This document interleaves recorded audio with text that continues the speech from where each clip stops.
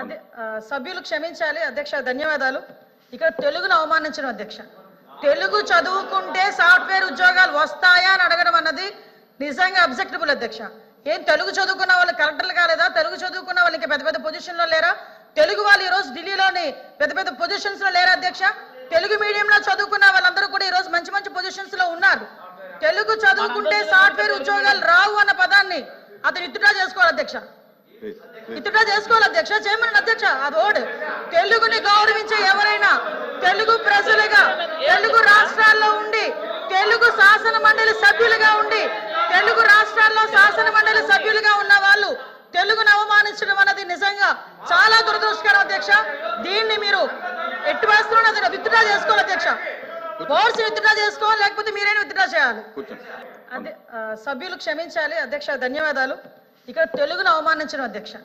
తెలుగు చదువుకుంటే సాఫ్ట్వేర్ ఉద్యోగాలు వస్తాయా అని అడగడం అన్నది నిజంగా అబ్జెక్టబుల్ అధ్యక్ష.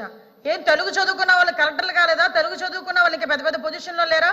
తెలుగు వాళ్ళు ఈరోజు ఢిల్లీలోని పెద్ద పెద్ద పొజిషన్స్ లో లేరా అధ్యక్ష? తెలుగు మీడియంలో చదువుకున్న వాళ్ళందరూ కూడా ఈరోజు మంచి మంచి పొజిషన్స్ లో ఉన్నారు. తెలుగు చదువుకుంటే సాఫ్ట్వేర్ ఉద్యోగాలు రావు అన్న పదాన్ని అతను ఇత్తుడా చేసుకోవాలి అధ్యక్ష. ఇతడా చేసుకోవాలి అధ్యక్ష, చేయమని అధ్యక్ష. అది ఓడ్ తెలుగుని గౌరవించే ఎవరైనా తెలుగు ప్రజలుగా తెలుగు రాష్ట్రాల్లో ఉండి తెలుగు శాసన మండలి సభ్యులుగా ఉండి తెలుగు రాష్ట్రాల్లో శాసన మండలి సభ్యులుగా ఉన్న వాళ్ళు తెలుగును అవమానించడం అన్నది నిజంగా చాలా దురదృష్టకరం అధ్యక్ష. దీన్ని మీరు ఎట్టి వేస్తున్నది విత్డ్రా చేసుకోవాలి అధ్యక్ష. బోర్డ్స్ విత్డ్రా చేసుకోవాలి, లేకపోతే మీరైనా విత్డ్రా చేయాలి. అధ్యక్ష, ఇప్పుడు హౌస్ ఆంధ్ర రాష్ట్ర ప్రజలందరూ చూస్తున్నారు, లైవ్ లో కూడా చూస్తారు. మేడం గారు మాట్లాడుతూ ఎగతాళిగా మేమేదో అన్నాము మా పైన. మేడం గారు ఒక్క నిమిషం పూర్తి చేయండి. ఎవరో సభ్యులు చెప్పారు, నేను పూర్తి ఎవరికి నేనేం మాట్లాడలేదు. మళ్ళీ నేను ఇప్పుడు నుంచున్నా, నా ఛాన్స్ మాట్లాడి నేను ఎగతాళి చేస్తూ కేంద్ర ప్రభుత్వంతో మా పైన ఆధారపడి ఉంది అంటాం కరెక్ట్ కాదు అధ్యక్ష. నేను మళ్ళీ చాలా స్పష్టంగా చెప్తున్నా, తెలుగుదేశం పార్టీ కానీ జనసేన పార్టీ కానీ అన్కండిషనల్గా మేము సపోర్ట్ చేసాం కేంద్ర ప్రభుత్వం. ఆనాడు ప్రధానమంత్రి గారిని చంద్రబాబు నాయుడు గారు కానివ్వండి, పవన్ అన్న కోరింది రాష్ట్రాన్ని మీరు కాపాడాలి, పెట్టుబడులు నిధులు ఇవ్వాలి అని చాలా స్పష్టంగా చెప్పాము. దాంట్లో భాగంగా మేము తీసుకొచ్చాం, రైల్వే జోన్ తీసుకొచ్చింది మేము అధ్యక్ష. విశాఖ ఉక్కుని కాపాడింది ఎన్డీఏ ప్రభుత్వం అధ్యక్ష. గతంలో కాపాడింది ఎన్డీఏ ప్రభుత్వం, మళ్ళీ కాపాడింది ఎన్డీఏ ప్రభుత్వం అధ్యక్ష.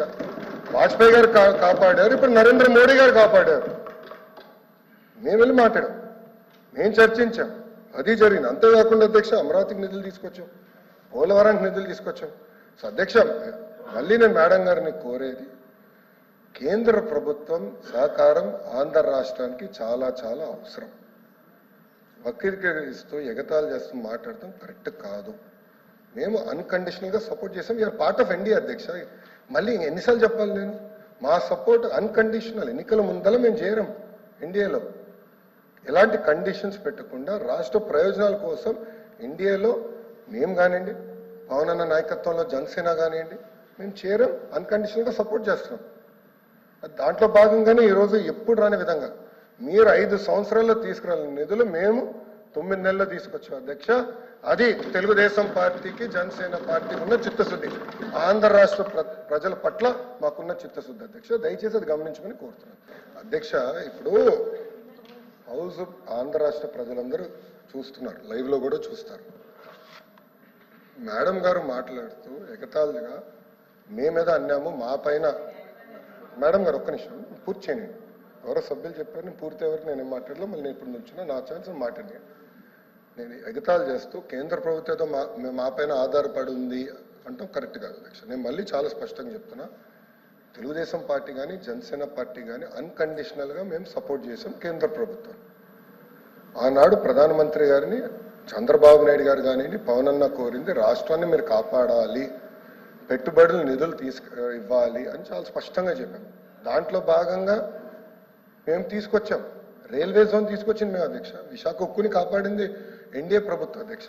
గతంలో కాపాడింది ఎన్డీఏ ప్రభుత్వం, మళ్ళీ కాపాడింది ఎన్డీఏ ప్రభుత్వం అధ్యక్ష. వాజ్పేయి గారు కాపాడారు, ఇప్పుడు నరేంద్ర మోడీ గారు కాపాడారు. మేము వెళ్ళి మాట్లాడాం. ప్రత్యేక హోదాని ఎందుకు సాధించలేకపోయారో ప్రసంగం ద్వారా గవర్నర్ గారు చెప్పుంటే బాగుండేది అనేసి నా ఉద్దేశం అధ్యక్ష.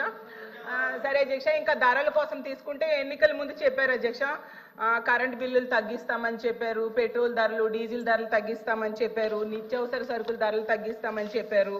కానీ ఇప్పుడు అధికారంలోకి వచ్చింది కూటమి 9 నెలల్లో అసలు ఈ స్వాతంత్రం వచ్చాక ఎప్పుడు లేనట్టుగా ధరలు పెరిగిపోయాయి అధ్యక్ష. అసలు అధికారంలోకి వచ్చాక పెట్రోల్ డీజిల్ మీద ట్యాక్సులు తగ్గిస్తామన్నారు, ధరల మీద అన్నాం అధ్యక్ష. మరి 15,000 కోట్ల భారం ఎలా పెరిగింది? విద్యుత్ ఛార్జీలు పెంచలేదు, పెంచము. ఎన్నికల్లో ఏమో సంపద సృష్టిస్తాము, ఆస్తులు సృష్టిస్తామని చెప్పారు అధ్యక్ష. ఇప్పుడైతే అప్పులు సృష్టిస్తూ ఉన్నారు అధ్యక్ష. అలాగే తీసుకుంటే ఎన్నికల టైంలో మనం చూసాము అధ్యక్ష, అరచేతిలో స్వర్గం చూపించారు. ఈరోజు చూస్తే ప్రజలైతే నరకం అయితే అనిపిస్తున్నారు అధ్యక్ష. యాక్చువల్ గా ఎన్నికల్లో బాబు షూరిటీ భవిష్యత్ గ్యారంటీ అన్నారు అధ్యక్ష. ఇప్పుడైతే బాధుడి గ్యారంటీ అన్న టైపుగా అయితే పాలన ఉంది అధ్యక్ష. అది అందరూ అంగీకరించాల్సిన నిజం అధ్యక్ష. గతంలో జగన్మోహన్ రెడ్డి గారి పాలనలో ప్రజలకైతే అమ్మఒడి వచ్చేది, విద్యా దీవెన వచ్చేది, వసతి దీవెన, చేయూత, అసలు ఇవన్నీ వచ్చేవి అధ్యక్ష. రైతు భరోసా అన్ని వచ్చేది. ఇప్పుడైతే కూటమి దగా అనే పాలసీ మాత్రం వస్తూ ఉంది అధ్యక్ష. అంతకంటే ఇంకేం రావట్లేదు అధ్యక్ష. చివరిగా అధ్యక్ష 9 నెలల్లో తీసుకుంటే గతంలో శరవేగంగా జరుగుతున్న మెడికల్ కాలేజీల నిర్మాణం ఆగిపోయింది అధ్యక్ష. రాష్ట్రంలో ప్రభుత్వ హాస్పిటల్స్, పిహెచ్సిల నిర్మాణం ఆపేశారు అధ్యక్ష. ప్రత్యేక హోదాని ఎందుకు సాధించలేకపోయారో ప్రసంగం ద్వారా గవర్నర్ గారు చెప్పుంటే బాగుండేది అనేసి నా ఉద్దేశం అధ్యక్ష. సరే అధ్యక్ష, ఇంకా ధరల కోసం తీసుకుంటే ఎన్నికల ముందు చెప్పారు అధ్యక్ష, కరెంట్ బిల్లులు తగ్గిస్తామని చెప్పారు, పెట్రోల్ ధరలు డీజిల్ ధరలు తగ్గిస్తామని చెప్పారు, నిత్యావసర సరుకుల ధరలు తగ్గిస్తామని చెప్పారు. కానీ ఇప్పుడు అధికారంలోకి వచ్చింది కూటమి 9 నెలల్లో అసలు ఈ స్వాతంత్రం వచ్చాక ఎప్పుడు లేనట్టుగా ధరలు పెరిగిపోయాయి అధ్యక్ష. అసలు అధికారంలోకి వచ్చాక పెట్రోల్ డీజిల్ మీద ట్యాక్సులు తగ్గిస్తామన్నారు, ధరల మీద అన్నాం అధ్యక్ష. మరి 15,000 కోట్ల భారం ఎలా పెరిగింది? విద్యుత్ ఛార్జీలు పెంచలేదు, పెంచము. ఎన్నికల్లో ఏమో సంపద సృష్టిస్తాము, ఆస్తులు సృష్టిస్తామని చెప్పారు అధ్యక్ష. ఇప్పుడైతే అప్పులు సృష్టిస్తూ ఉన్నారు అధ్యక్ష. అలాగే తీసుకుంటే ఎన్నికల టైంలో మనం చూసాము అధ్యక్ష, అరచేతిలో స్వర్గం చూపించారు. ఈరోజు చూస్తే ప్రజలైతే నరకం అయితే అనిపిస్తున్నారు అధ్యక్ష. యాక్చువల్ గా ఎన్నికల్లో బాబు షూరిటీ భవిష్యత్ గ్యారంటీ అన్నారు అధ్యక్ష. ఇప్పుడైతే బాధుడి గ్యారంటీ అన్న టైపుగా అయితే పాలన ఉంది అధ్యక్ష. అది అందరూ అంగీకరించాల్సిన నిజం అధ్యక్ష. గతంలో జగన్మోహన్ రెడ్డి గారి పాలనలో ప్రజలకైతే అమ్మఒడి వచ్చేది, విద్యా దీవెన వచ్చేది, వసతి దీవెన, చేయూత, అసలు ఇవన్నీ వచ్చేవి అధ్యక్ష. రైతు భరోసా అన్ని వచ్చేది. ఇప్పుడైతే కూటమి దగా అనే పాలసీ మాత్రం వస్తూ ఉంది అధ్యక్ష. అంతకంటే ఇంకేం రావట్లేదు అధ్యక్ష. చివరిగా అధ్యక్ష 9 నెలల్లో తీసుకుంటే గతంలో శరవేగంగా జరుగుతున్న మెడికల్ కాలేజీల నిర్మాణం ఆగిపోయింది అధ్యక్ష. రాష్ట్రంలో ప్రభుత్వ హాస్పిటల్స్, పిహెచ్సిల నిర్మాణం ఆపేశారు అధ్యక్ష. ఆమె చెప్పింది అది కాదు, మా మీద ఆధారపడలేదు, లేదు మాకు అవసరం లేదు అని అంటే అదొక వేరే విషయం. ఇప్పుడు మీరే చెప్తున్నారు రాష్ట్ర ప్రయోజనాల గురించే మేము ఉన్నామని. ఎస్, రాష్ట్ర ప్రయోజనం, ఆ రాష్ట్ర ప్రయోజనాల్లో భాగంగానే ఈ రాష్ట్రానికి ప్రయోజనం కలిగించే ఈ అంశాలు చేయమని చెప్తుంది మా సభ్యురాలు. ఆ ప్రయోజనాలు తీసుకోమనే చెప్తుందే మా సభ్యురాలు. అంతకంటే ఇంకో ఉద్దేశం లేదు.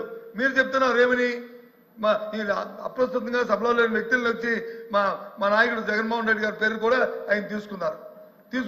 మరి అంతకుముందు ప్రభుత్వంలో 2004 నుంచి 2014 నుంచి 19లో ఉన్నప్పుడు ఏంటి మరి ప్రత్యేక పాలన తీసుకుని ప్రత్యేక ప్యాకేజీకి వచ్చి మీరు వచ్చి అయిపోలేదు, అంత మొత్తం అయిపోలేదు. ఆ రోజు రాష్ట్ర ప్రయోజనాలు కనిపించలేదా? ప్రత్యేక ప్యాకేజీ వ్యాపారం విషయం వారికి తెలియదా? ఎందుకు చేశారని, ఎందుకు చేశారు?